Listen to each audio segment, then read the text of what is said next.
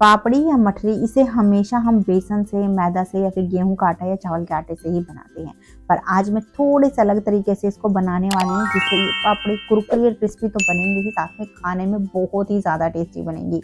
आपने इसे एक बार बना लिया तो आप हर बार इसे बनाएंगे, ये इतनी ज़्यादा बढ़िया बनती है। तो फ्रेंड्स, उम्मीद रखती हूँ आज की रेसिपी आपको पसंद आएगी। तो चलिए फिर बनाते हैं इसे। तो पापड़ी या मठरी बनाने के लिए सबसे पहले हमें लेनी है 2 टेबलस्पून मूंग की दाल, साथ में ही 2 टेबलस्पून लेंगे साबूदाना। मेरे पास यहाँ मीडियम वाला साबूदाना था, अगर आपके पास छोटे वाला साबूदाना हो ना तो आप वो लेना, वो और भी ज़्यादा बढ़िया रहेगा। अब इन दोनों ही चीज़ों को हम पहले अच्छे से वॉश करेंगे, थोड़े हल्के हाथों से ही वॉश करना है इसको। तो 3-4 बार जब बढ़िया से वॉश कर लो ना, उसके बाद इसमें हम साफ पानी डालेंगे और इसे हम ढककर ऐसे ही करीबन 2 घंटे के लिए रहने देंगे। आप इसे ओवरनाइट के लिए भी रख सकते हो। इससे दाल और जो साबूदाना है वो थोड़ा सा फूल के नरम हो जाएगा। अब करीबन मैंने इसको यहाँ पर 2.5 घंटे रखा है और आप देख सकते हो मूंग दाल और साबूदाना अच्छे से फूल के नरम हो गया है। अब इन दोनों ही चीज़ों को हम छान लेंगे, इसका जो पानी है वो हमें निकाल देना। हो सके तो आप छलनी वगैरह में डाल के रख देना, ताकि जो इसके अंदर थोड़ा बहुत भी पानी है वो भी निकल जाए। अब इसके बाद हम एक बोल लेंगे और इसमें हम 2 कप डाल देंगे बारीक वाली सूजी। अगर आपके पास मोटी सूजी है ना तो एक बार आप उसे मिक्सी में डालकर पीस लेना। अब इसमें आधी छोटी चम्मच अजवाइन डालेंगे, थोड़ा सा क्रश करके ऐड करना है ताकि जो इसका फ्लेवर है वो और भी ज़्यादा बढ़िया आए। अब 2 छोटी चम्मच इसमें हम सफ़ेद तिल डालेंगे। मैंने देसी वाले तिल यूज़ किए, थोड़े से मटमैले होते हैं। अगर आपके पास बिल्कुल वाइट वाले तिल हो तो आप वो भी ले सकते हो। 3/4 छोटी चम्मच इसमें नमक डालेंगे, या फिर नमक को आप अपने टेस्ट के हिसाब से ऐड कर देना। और अब यहाँ मैंने ली है आधी छोटी चम्मच दरदरी कुटी हुई काली मिर्च। तो आपने फ्रेश कूट कर ही इसमें ऐड करनी है फ्रेंड्स, इसका जो फ्लेवर होता है वो ज़्यादा बढ़िया आता है। वैसे आप यहाँ काली मिर्च की जगह चिली फ्लेक्स या फिर तीखी वाली लाल मिर्च भी डाल सकते हो अपने टेस्ट के हिसाब से। अब यहाँ मैंने करीबन 5 से 6 करी पत्ता लिए, ड्राई वाले थे मेरे पास, उनको मैं थोड़ा सा क्रश करके ऐड कर रही हूँ। अगर आपके पास फ्रेश वाले करी पत्ता हो तो आप बारीक चॉप करके डाल सकते हो, और आप चाहो तो यहाँ पर बारीक चॉप करके धनिया पत्ती भी ऐड कर सकते हो। अब साथ में ही 3 टेबलस्पून मैं यहाँ ऑयल ऐड कर रही हूँ। ऑयल की जगह यहाँ पर आप बटर या फिर घी भी डाल सकते हो। अगर बिल्कुल खस्ता मटरी बनानी है ना आपने, तो आप यहाँ घी या फिर बटर का यूज़ कर लेना। अब बस इन सारी चीज़ों को अच्छे से हम मिक्स कर लेंगे। तो बढ़िया से मसल कर मिक्स करना है, ताकि जो भी चीज़ें अभी हमने डाली है वो सारी सूजी के अंदर तक चली जाए।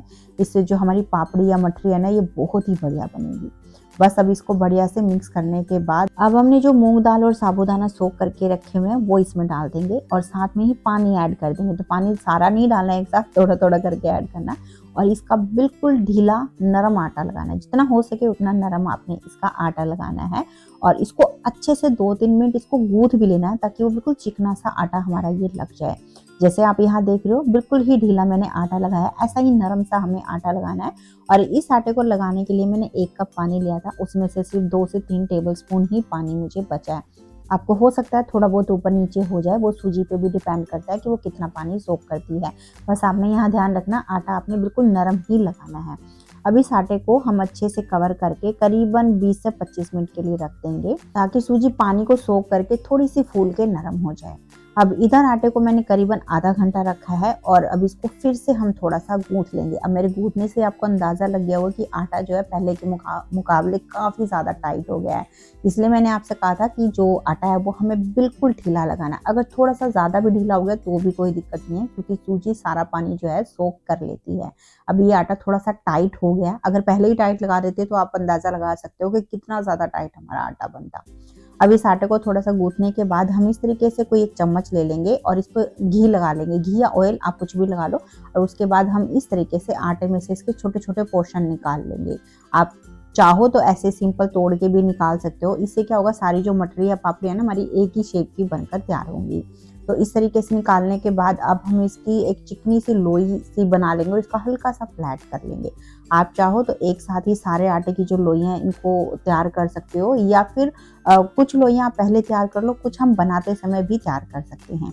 तो मैंने यहाँ आधे आटे की लोइयाँ जो है इस तरीके से छोटी छोटी बना ली हैं। अब इसके बाद इन लोइयों में से कुछ लोइयाँ हम निकाल लेंगे, और बाकी की जो ये लोइयाँ इनको अच्छे से कपड़े के साथ कवर करके रख देंगे, ताकि ये ज़्यादा ड्राई ना हो। अब हम एक इस तरीके से एक पॉलिथीन लेंगे और इस पर थोड़ा सा ऑयल डाल के इसको अच्छे से ग्रीस कर लेंगे। उसके बाद जो लोइयाँ हमने निकाली है वो थोड़े थोड़े गैप में हम इस तरीके से रखते जाएंगे, थोड़ा सा फ्लैट भी कर देंगे इनको साथ में। और अब एक दूसरी पॉलिथीन लेंगे, इस पे भी हमें ऑयल लगा लेना है, और जिस साइड हमने ऑयल लगाया ना वही साइड हमने लोई के ऊपर रखनी है। और उसके बाद हम कोई भी एक प्लेट या फिर कटोरी या गिलास लेंगे और लोई पे अच्छे से प्रेशर देते हुए इसको फ्लैट करेंगे।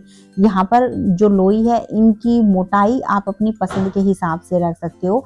अगर आपको मठरी बनानी है तो आप थोड़ा सा मोटा इनको फ्लैट कर देना, अगर बिल्कुल पापड़ी बनानी है तो आप थोड़ा सा पतला फैला देना।